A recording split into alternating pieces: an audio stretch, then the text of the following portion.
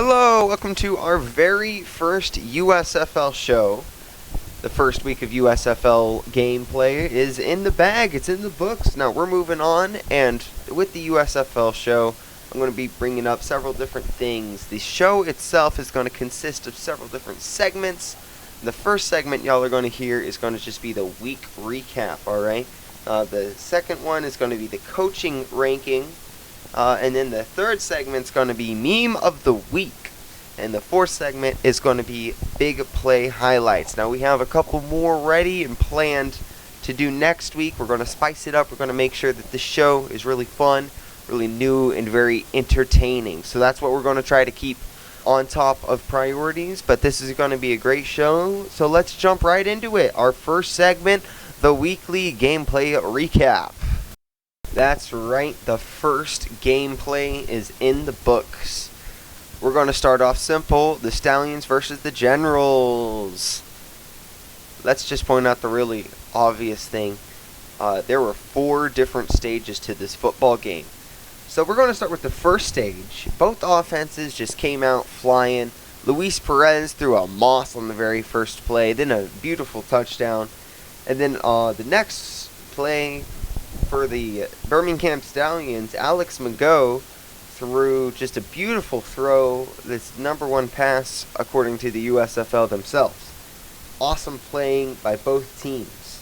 But after that, we got into phase 2, where both the nerves and everyone started settling down a little bit. The teams started chilling out. The defenses really picked up. The offenses slowed down. There was a lot of great things. In phase 2, we saw really what the USFL was made of, which isn't the same, big long bomb pass that we're always getting. And after a little bit of stalling out, we really moved into phase 3, where both coaches started putting in their second string quarterbacks. And those guys, Jamar Smith and DeAndre Johnson, they are very mobile quarterbacks, and so we saw the run play really pick up. My one complaint is the run defenses on both of these teams were pretty sloppy. They could stop a pass offense, but the run offense that was where most of the yards came, was the run offense. And then we got into phase 4. Both the quarterbacks started settling in. The secondaries, Jamar Smith and DeAndre Johnson, they really got into the game. And so we started seeing a lot more touchdowns, a lot more big plays happen in phase 4. And the Stallions were able to defeat the Generals. Barely, it was a very close game, and I think very well fought. Next up, we had the Gamblers versus the Panthers. Now, I myself am from Houston. I'm a big fan of the Panthers. Not the Panthers, the Gamblers. So when I heard we're going up against one of the best teams in the USFL on paper, I was a bit worried. But let's just start off with the Gamblers. A big scoop and score right off the bat, 95 yards. Shea Patterson was tripping on grass, if you know what I mean.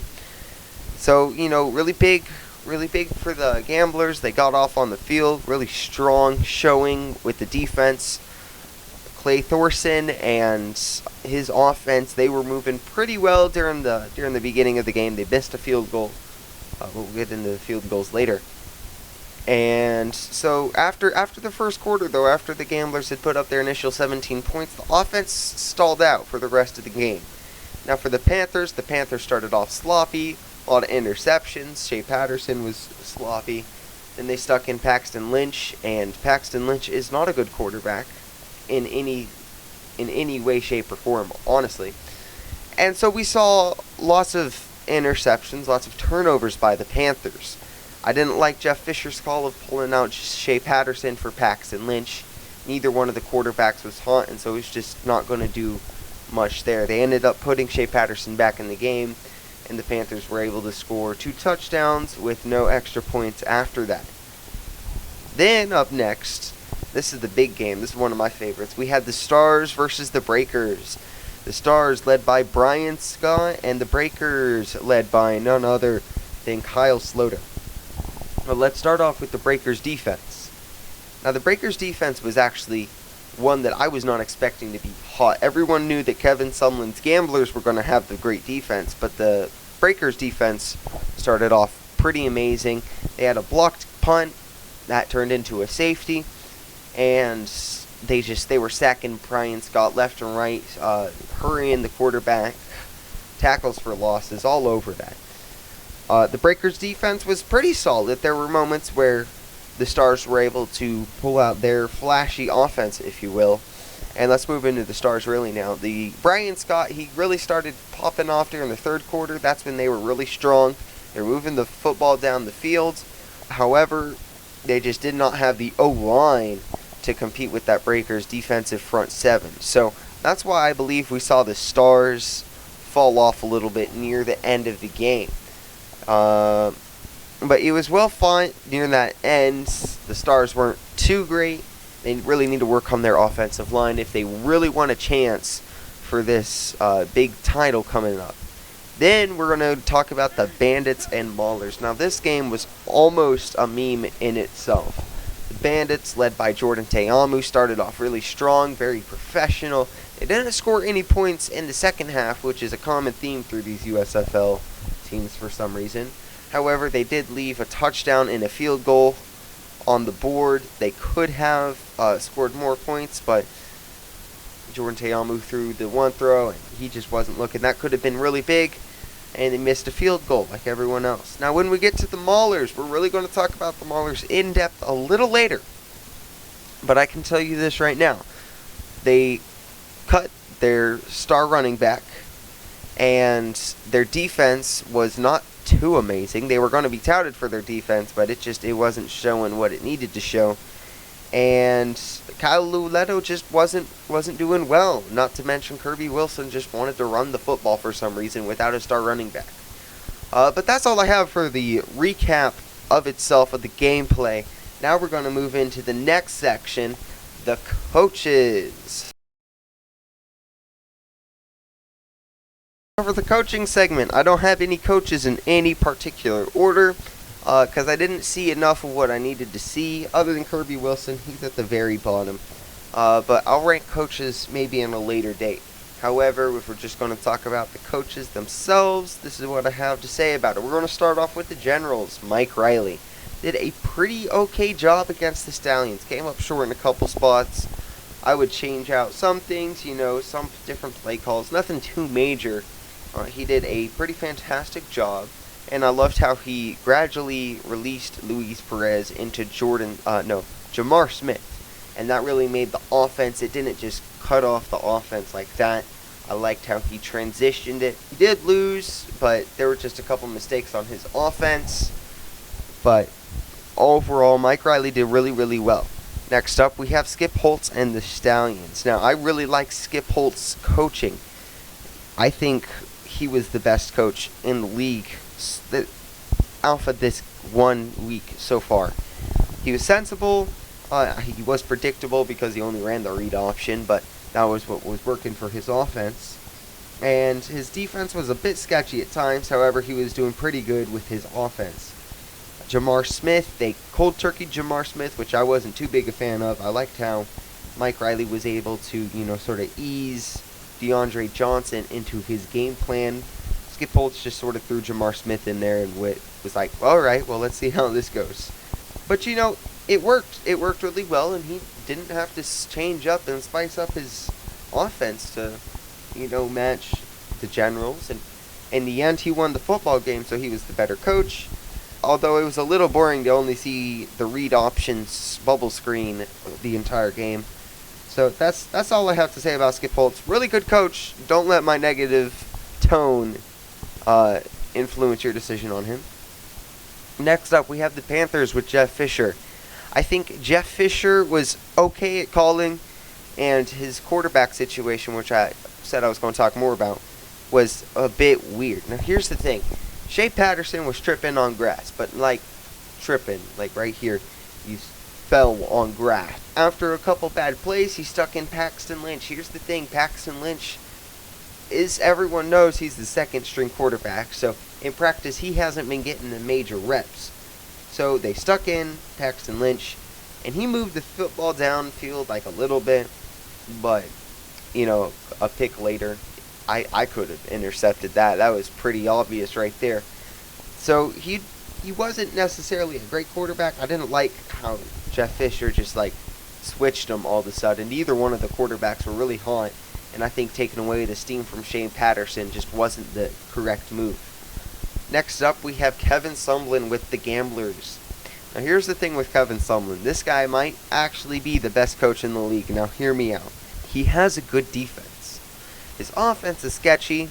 It can score points, but his offense is sketchy. However, his defense was the star of the game. The 95-yard scoop and score, and 2 other turnovers, one with the interception by Paxton Lynch.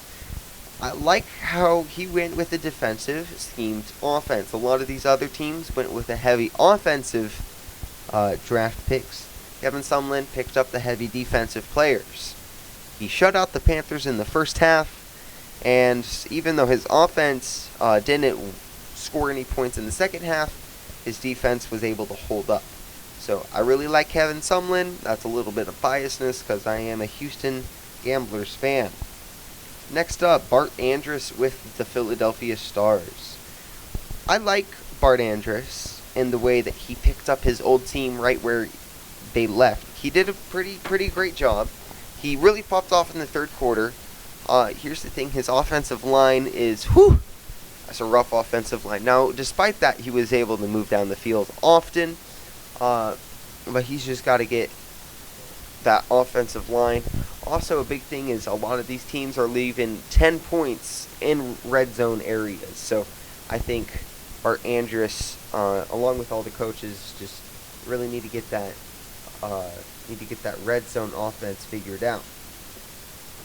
Next up, we have the Breakers with Larry Fedora. Now, I'm going to be a bit biased and say I think Larry Fedora got carried by his team in the game.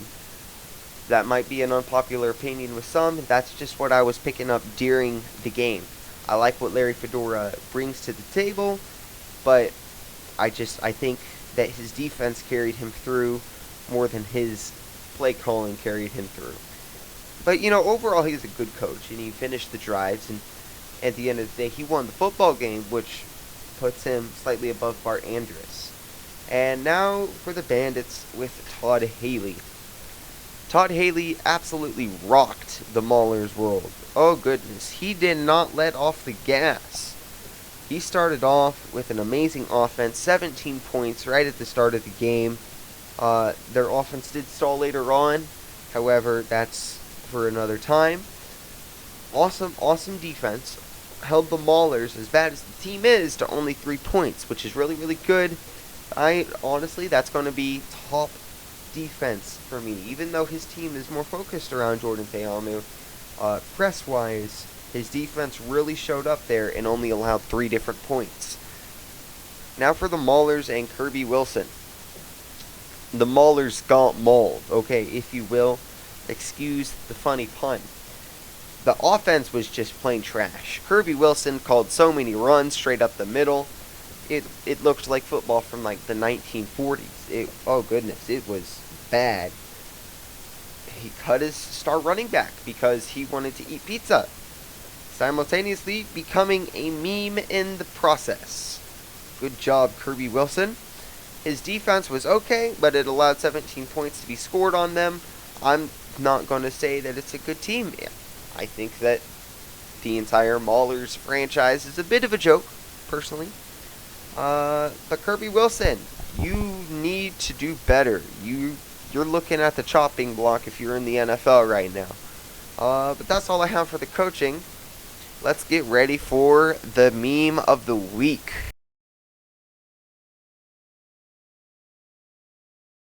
That's right, everybody. Meme of the week. Now, this is going to be a little bit different. I'm going to have y'all comment below on the top 4 memes from the USFL this week. Starting number 1 was the Maulers cutting their star running back for wanting to eat pizza. That's right.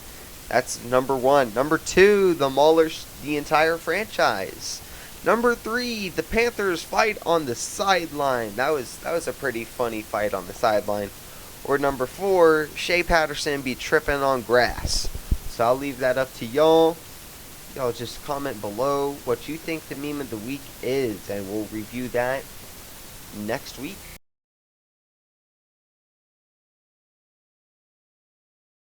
Now up on here, I'm just going to show y'all some of my favorite big plays from the USFL this week.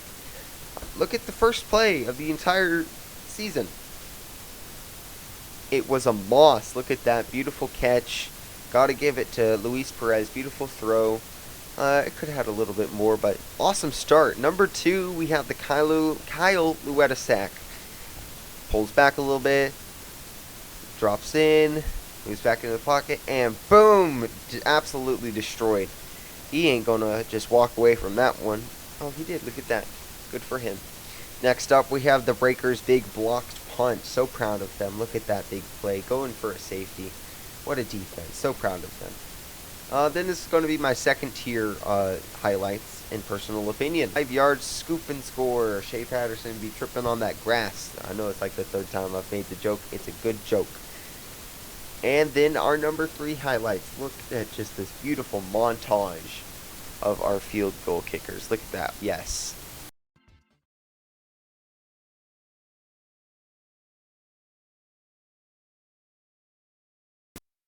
And who's ready for next week's predictions?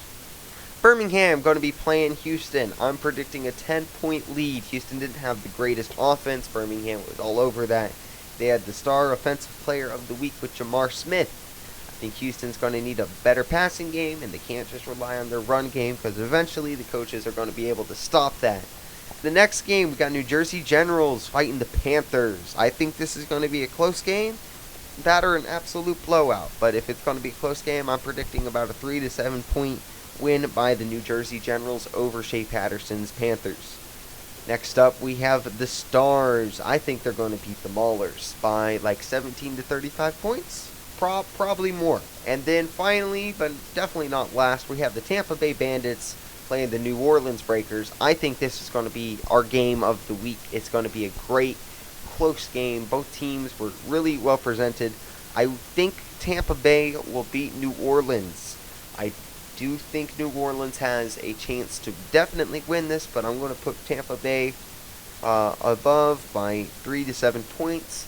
I think Jordan Ta'amu's offense will get the job done. And I hope everyone enjoyed the USFL review. This was really fun to make. I tried making an in-person video, and it just would not work. So y'all are getting another audio video. I hope you enjoyed the new graphics. We're really branching out here at A&W Sports. You should be so proud of me.